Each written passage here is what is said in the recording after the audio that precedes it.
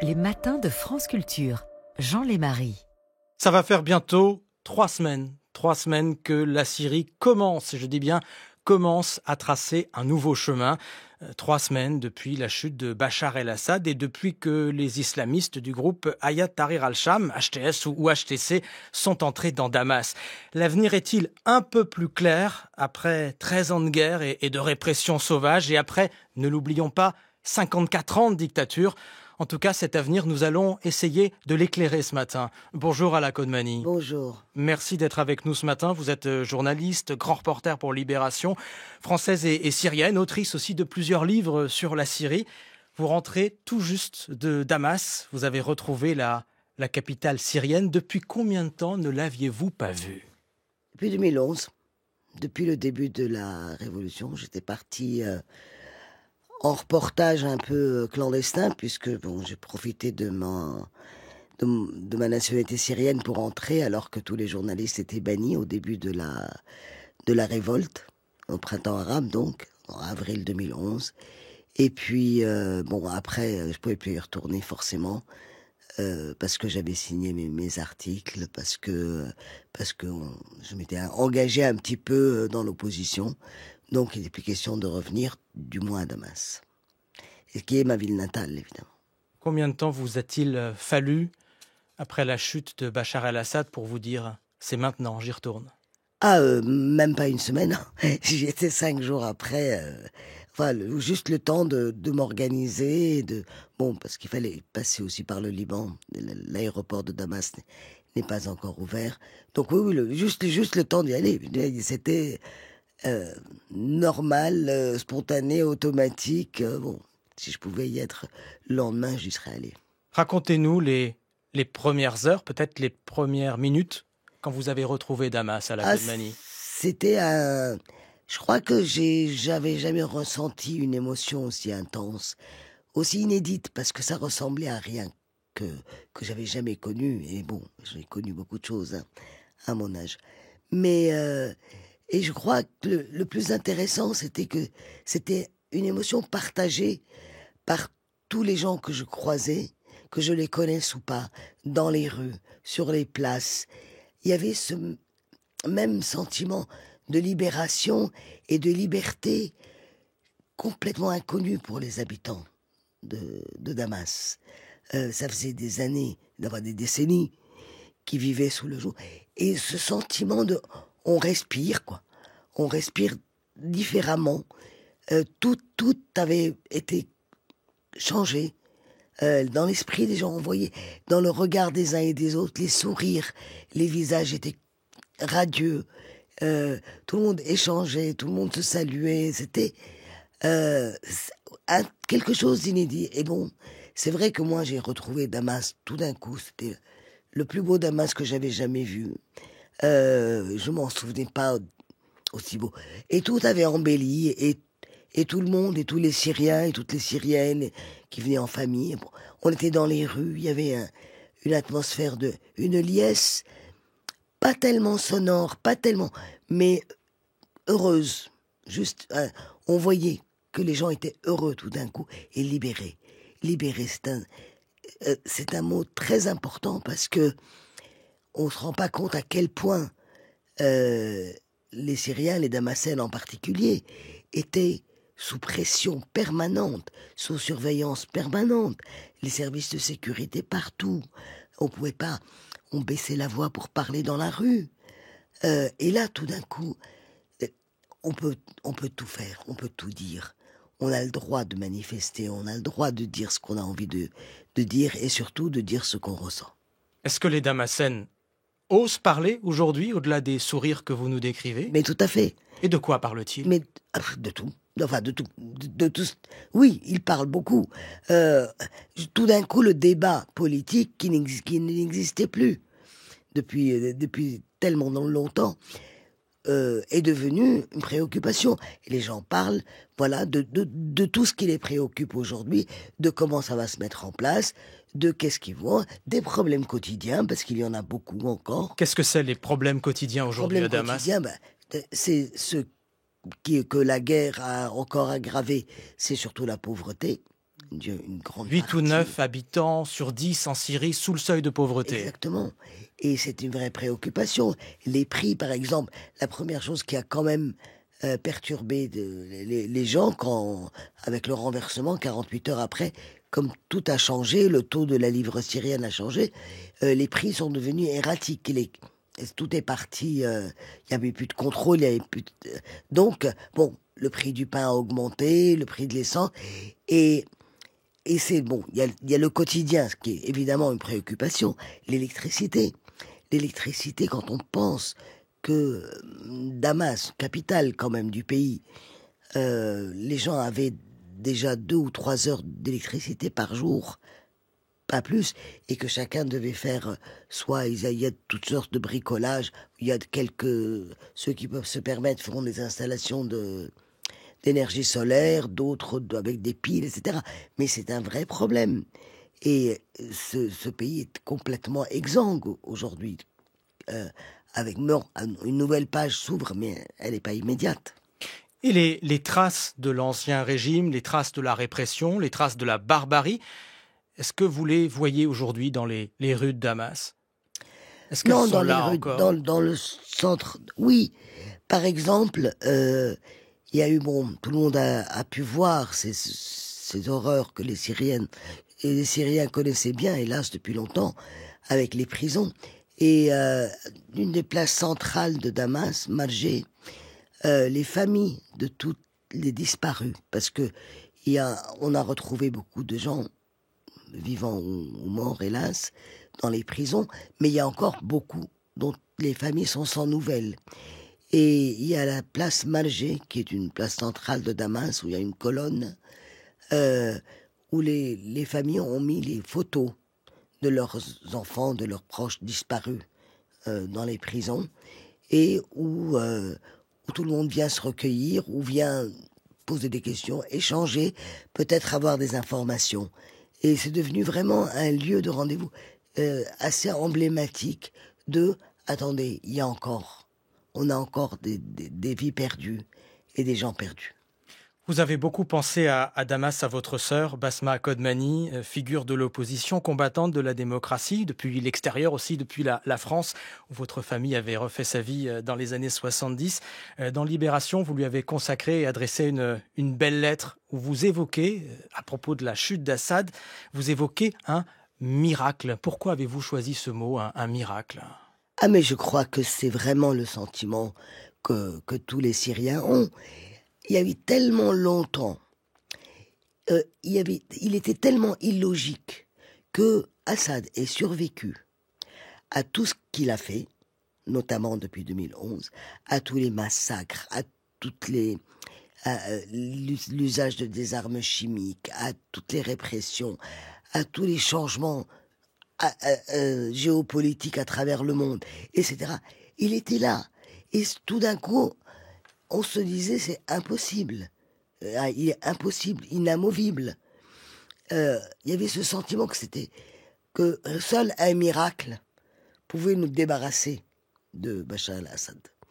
Et c'est vrai que tous les sentiments des Syriens, des Damascènes que je rencontrais, c'est un miracle. C'est un miracle. On n'attendait tellement pas.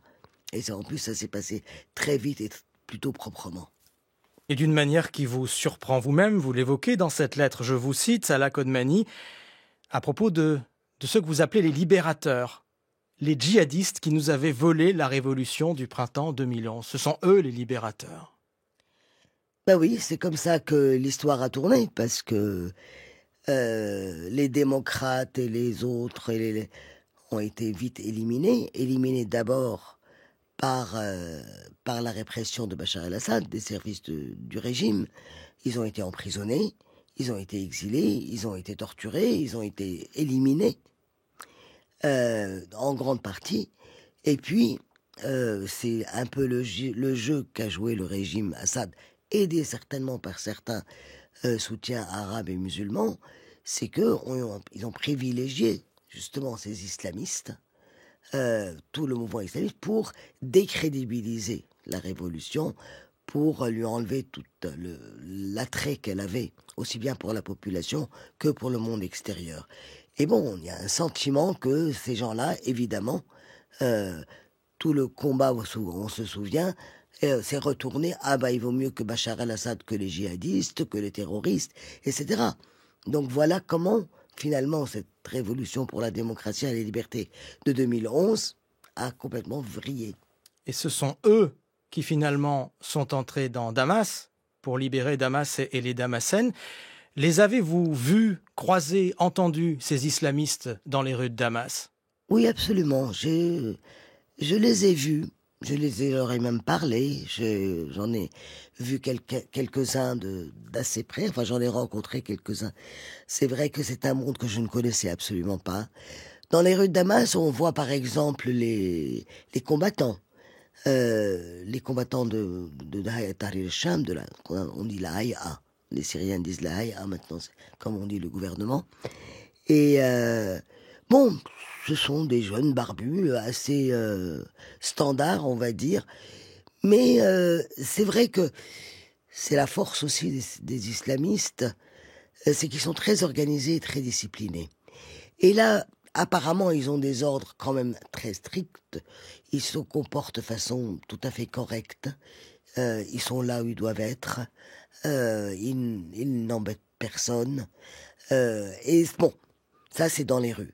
Après, j'ai eu l'occasion d'en rencontrer quelques-uns, que ce soit aussi bien des combattants que des journalistes d'ailleurs, enfin des gens des relais médias, on va dire, de ces...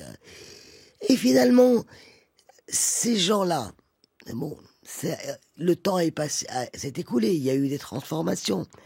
Faut pas oublier que Idlib, qui est la région d'où ils viennent et où ils étaient implantés, ou un peu leur modèle qui est maintenant repris à Damas, a accueilli aussi d'un très grand nombre de réfugiés d'ailleurs du pays, de déplacés à l'intérieur, que ce soit de la région de Damas ou d'Alep, etc. Chaque fois qu'une région tombée, les familles et les combattants étaient envoyés, ce que j'appelais à l'époque la poubelle d'Idlib.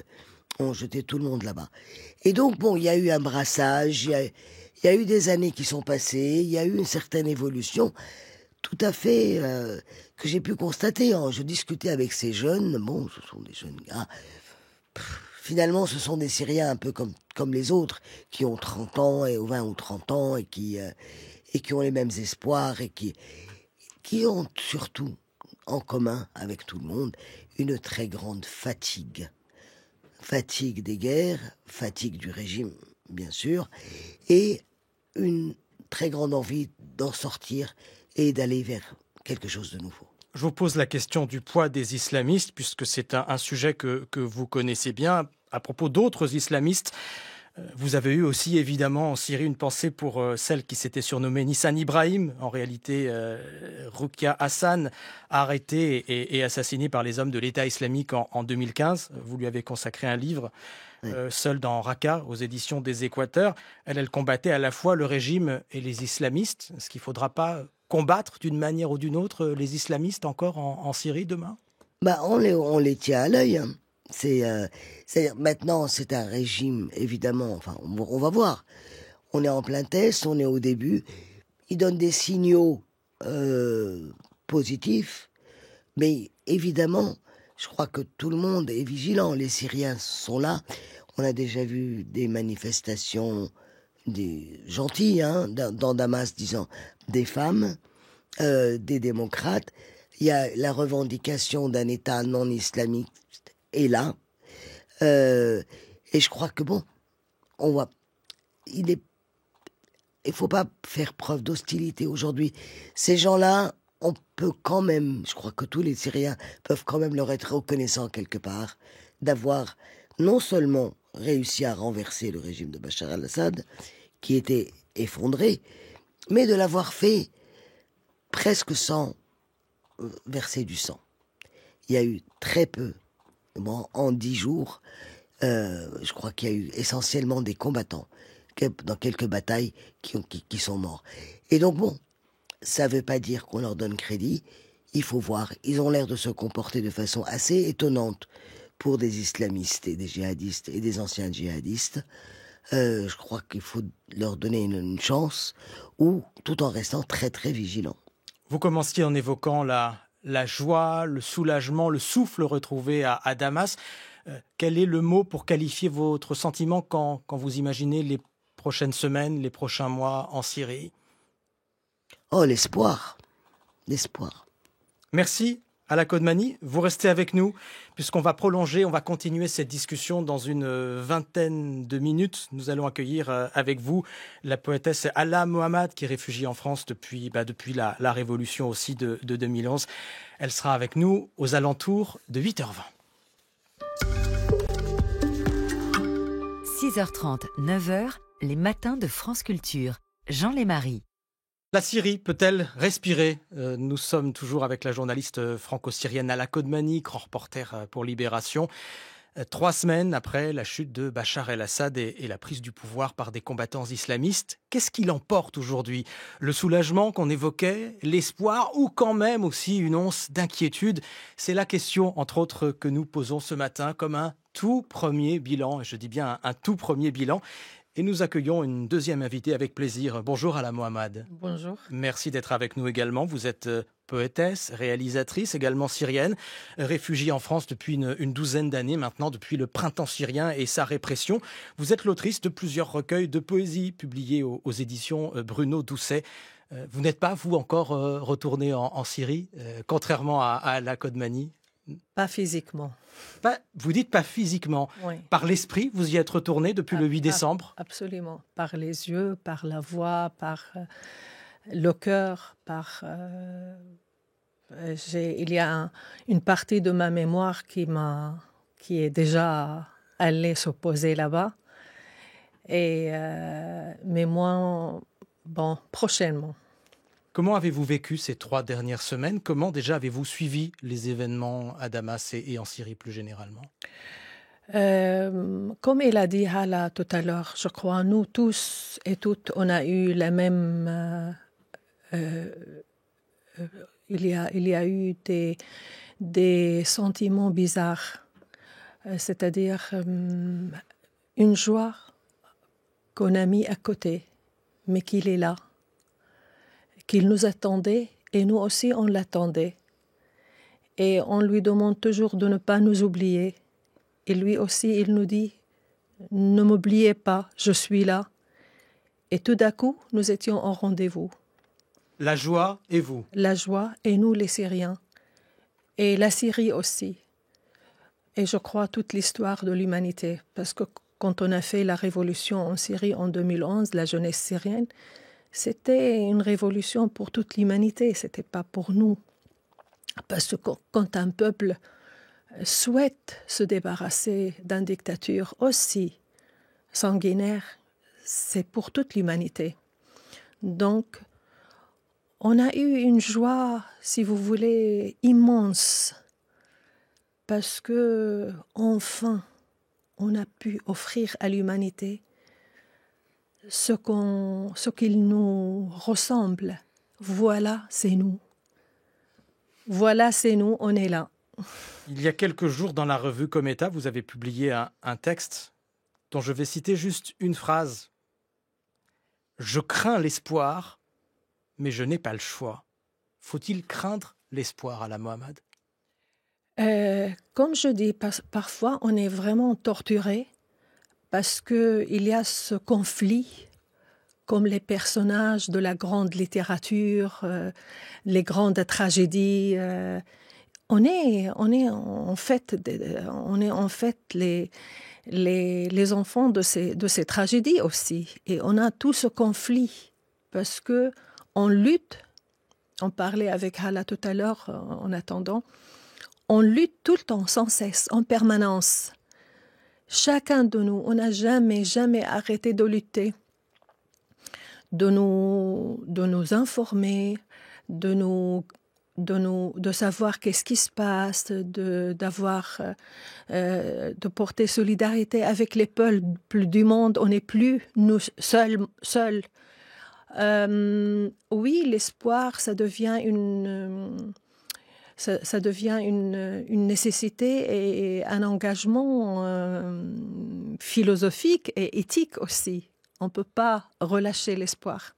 Et en même temps, cet espoir, vous dites le craindre, Pourquoi? Parce que des islamistes sont au pouvoir? Parce que vous craignez que la Syrie bascule à nouveau dans la terreur peut-être, dans la guerre peut-être? Pas du tout, parce que je crois on a appris à poser et à lever les questions les plus graves.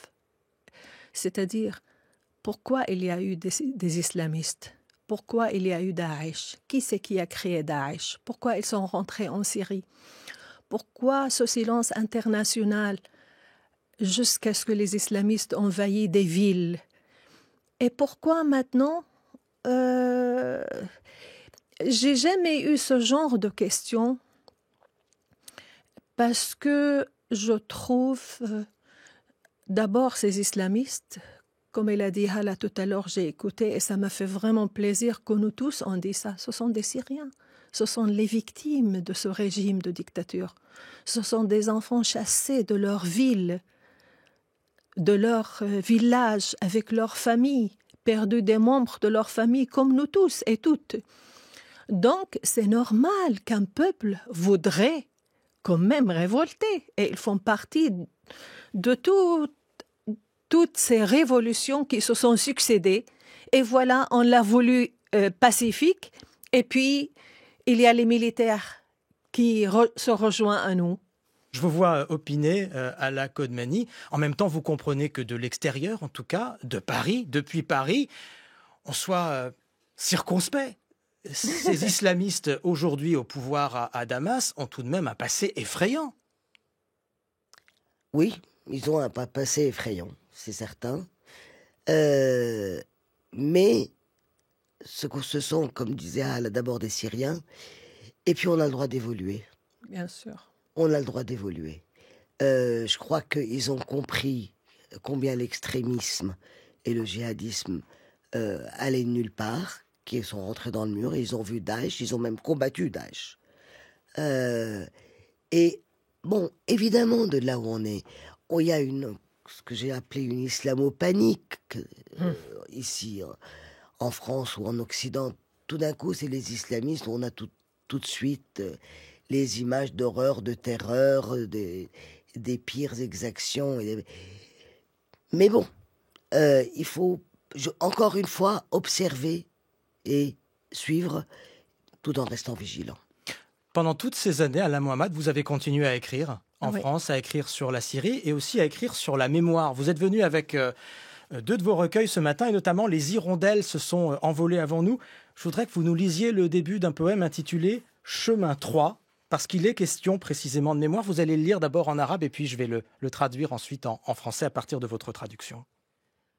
وكنا على الطريق وكان العندليب في الفضاء يطحن النسيان بالذاكرة الشجرة التي تطل خلف السور لم تكن منذ برهة لم تكن برهة الشجرة تطل الآن من خلف السور تنهض في المقبرة الشجرة تقترح على العابر من الطير فكرة العش. Nous étions sur le chemin et dans l'air, le rossignol broyait l'oubli par la mémoire.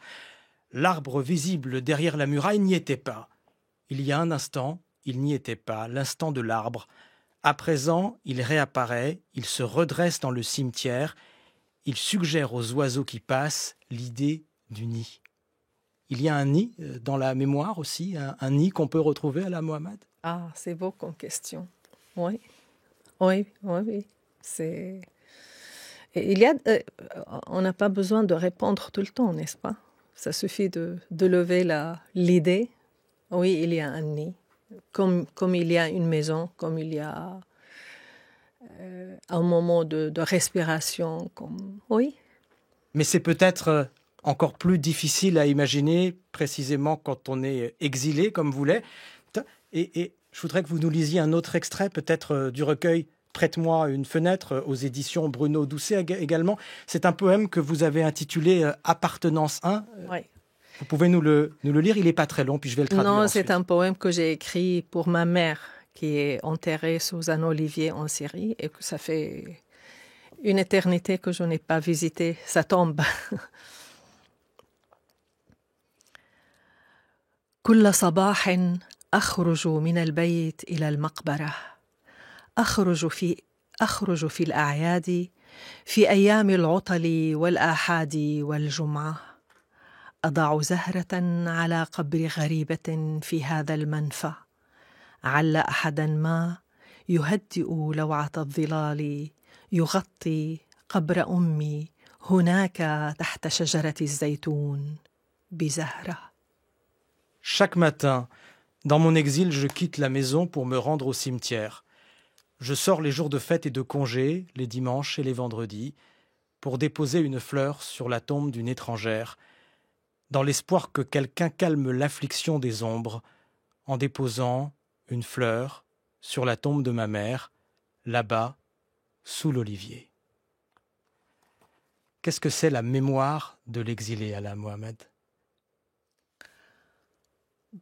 C'est une mémoire personnelle et collective en même temps. C'est-à-dire, c'est notre histoire personnelle qu'on amène avec nous, avec tout ce qu'on a pu sauver dans le cas de ma mémoire en tant que Syrienne. J'ai sauvé dans ma mémoire des voix, des rires, des yeux, et puis des maisons, des fenêtres, un bout d'enfance. Et cette mémoire, elle cohabite avec la nouvelle vie, avec le temps, puisqu'on a vécu, ça fait maintenant 12 ans que je suis là. J'ai une mémoire ici, c'est mon deuxième pays, la France. Donc ça fait plaisir de voir comment ces deux mémoires cohabitent ensemble, dialoguent ensemble. Il y a beaucoup de partage. Et la mémoire, peut-être c'est ce qui va nous aider à faire amener la justice sans vengeance. Parce que elle habite en nous et on compte sur notre mémoire c'est ça la mémoire, c'est tous ces petits détails qui grandissent en nous.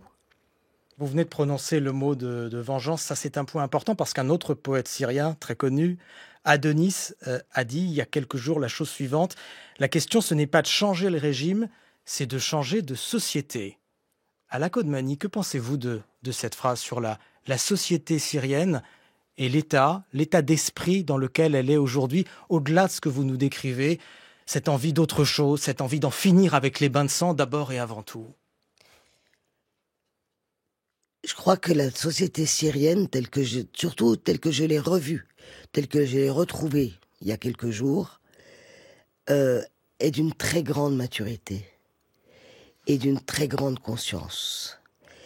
Et à tous les niveaux. Je vous donne un exemple très simple. Au lendemain de la chute du régime, évidemment, il n'y avait plus de policiers ni de gendarmes dans les rues de Damas. Eh bien, et la circulation allait bien. Et il n'y a pas eu ni de pillage énorme, et tout d'un coup, il y a quelques jeunes qui ont endossé des petits gilets et réglé la circulation. C'est une vieille civilisation, la Syrie. Et c'est un peuple très civilisé dans le comportement, même complètement spontané, j'allais dire. Et je crois que c'est beaucoup de mépris de dire qu'il faut changer la société. Elle est là, elle a un potentiel formidable.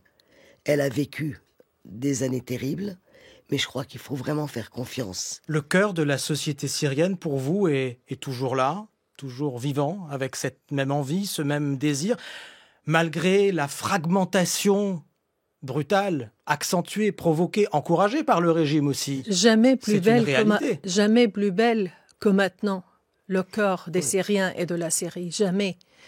Cette joie aussi, regardez, il y a des centaines de milliers de familles qui ont perdu leurs enfants morts sous la torture, disparus. Et il y a des cimetières communs. Hein. Il y a beaucoup de tragédies et on a besoin vraiment de compter l'un sur l'autre pour pouvoir construire l'avenir.